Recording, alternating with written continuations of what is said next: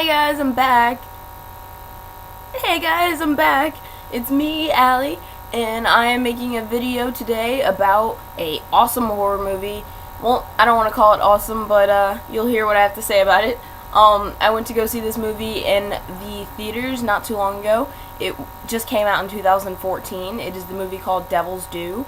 I will pretty much be doing a kind of like a critic of this movie, criticizing of it. And well, I am going to mention the song of the day before I go any further. And the song of the day is "Live Without Regrets" by Amon Amarth. And I just wanted to say Amon Amarth is probably my favorite Viking metal band. And I will tell you it is my favorite because I believe that when I go to search for music or I go to look for music, that when I find a band myself and I end up liking them a lot, I tend to like end up finding them as my favorite band, or a band that I end up liking a lot more music through over people that request music for me. Usually because people don't really know what kind of music I listen to, in terms of I listen to a lot of different things, but I like a lot of different weird sounds when it comes to music, and a lot of different types of strange offshoot type things. So with this band, Amon Amarth, they are just outstandingly Vikingly awesome, I'd have to say. And I'm all for Viking metal. Woo! So with that said, we will move on to the Devil's Due movie that I will be criticizing today. The movie had a runtime of 89 minutes. A lot of people would give this movie, and in terms of movie stars, I don't give people stars, I give them skulls. So it's, one skull out of, it's whatever skull out of 5 skulls, and 5 skulls would be a really good movie. So most people would give this movie like about 4 skulls, and I would say that's going above and beyond. When I first went to go into seeing the movie, I heard the trailer when I was driving in my car on my way to work, and I heard about it, and I thought it was like the ultimate all-being, greatest movie that has came out with some sort of kind of offshoot to the typical exorcism and the typical zombie and the typical of today. So I just hope that this movie, being that they mentioned the Antichrist, I thought that this movie would be a little bit more, going out there and out of the box. So for this movie, the director was Matt Bettinelli-Olpin and Tyler Gillett. I suck at pronouncing names, but I did a pretty good job at that. And the directors, I'd say, did a very good job. Overall, the movie the visual was outstanding. They had, the actors themselves were in a very good position to act. They had good setup, they had good props, they had everything. Pretty much the movie itself in directing was, I'd give it 5 skulls in terms of the directing, in terms of that. As for the cast members, the basic cast members were Samantha McCall and Zach McCall. They were the pretty much the family that the story was dealing with.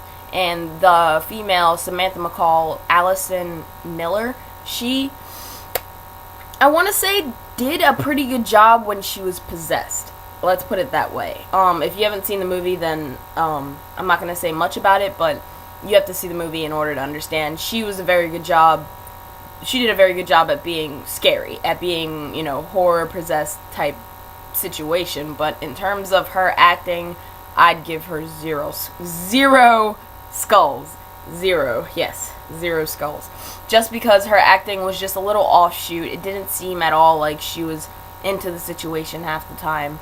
Now, of course, when it comes to horror movies in theaters, not as much when it was in the past, but a little bit more now when it comes to remakes and the movies that they come up with. They tend to make movies that have to deal with families that, the female, went to college and she graduated and she had, a high school sweetheart of a boyfriend, and they end up like getting to know each other more, and then they get married, and it's more along the lines of that type of story.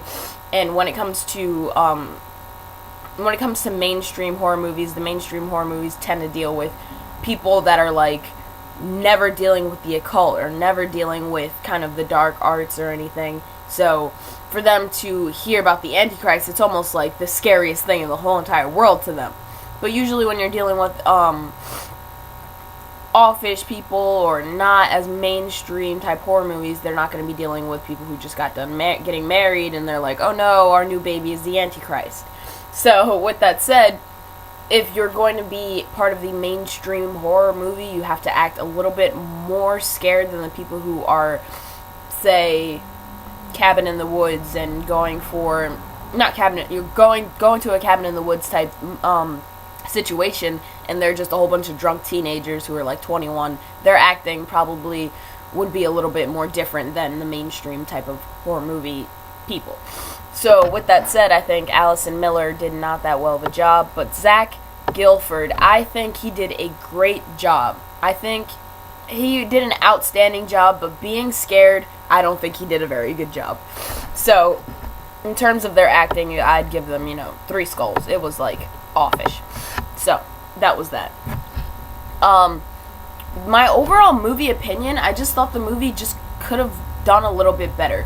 Now, in terms of movies that I really don't like, this movie kind of gave me that really don't like kind of feeling to it, because at the end of the movie, which I really hate when horror movies do, is they try to, especially the newer horror movies, they try to make a series off of it, or they try to make a movie that's going to be coming up next off of it. So at the end of the movie, they spend probably thousands of dollars, $30,000, $50,000 on the ending of the movie, and the ending of the movie is just a beginning to another movie after it, a sequel pretty much. And I don't want to see that, because usually when they cut out the, we want to make more money so that we can create a sequel, they usually have a better outcome of a movie when they end it with that. And when a new movie comes out and we're all shocked about it, it's 10 times a lot better.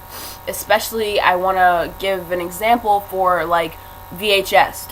If anybody's ever seen that movie, the VHS movies just seem like they'll never end. But it never had that ending part to it where it was like, the end of the movie, we have to kind of shove something into it so that the movie seems, we're going to make another second movie. I just didn't like that about this movie. This movie had an ending to it that was like, we're going to make a second movie, and it's going to be just as bad as this one. And I didn't really like that idea. So that was kind of my opinion of the whole movie, and my opinion of the movie in general. My opinion of the movie in general, it just could have done a lot better. It just, in terms of the Antichrist, they should have went a lot more deeper into it. They should have been a lot more, overall with it.